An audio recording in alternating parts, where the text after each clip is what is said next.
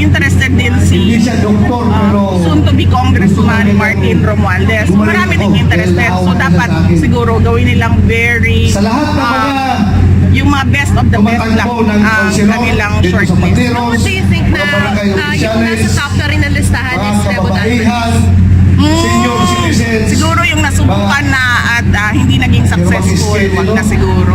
sa ating lahat. Pero of magandang umaga course, po. PDP naman yan, HNP